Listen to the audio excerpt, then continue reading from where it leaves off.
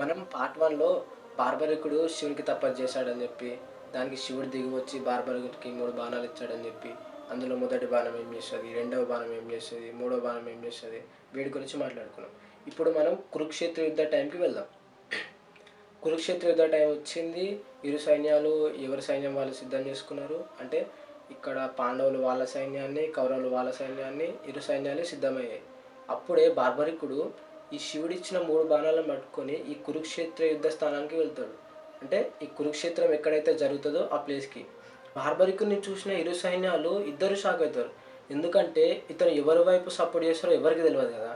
అప్పుడు బార్బరికుడు అంటాడు, ఈ కురుక్షేత్ర యుద్ధంలో ఎవరైతే వీక్ అవుతారో నేను వాళ్ళ సైడ్ సపోర్ట్ చేస్తానని చెప్తాడు. మామూలుగా యుద్ధం అంటే ఎప్పుడు ఒకరి దిక్కే ఉండదు కదా.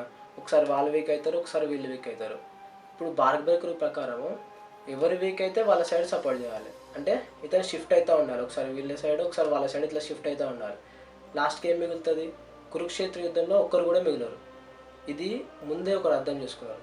అతనే శ్రీకృష్ణుడు.